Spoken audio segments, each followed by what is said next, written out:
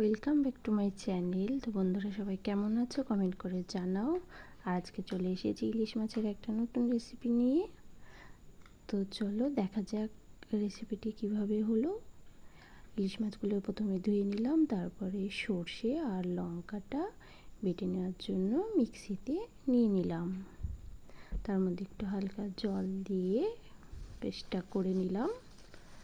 তারপর কড়াই গরম করে কড়াইতে কালো জিরে ফোড়ন দিয়ে তার মধ্যে হালকা সর্ষের তেল দিয়ে আদা জিরে লঙ্কা বাটা দিয়ে তারপর সর্ষেটা ঢেলে দিলাম।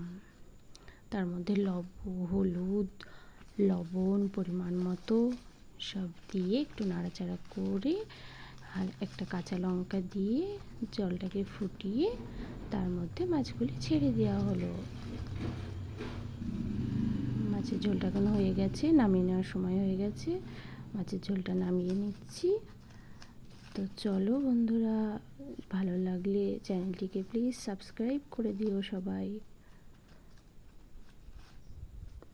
তো মাছের ঝোলটা হয়ে গেল।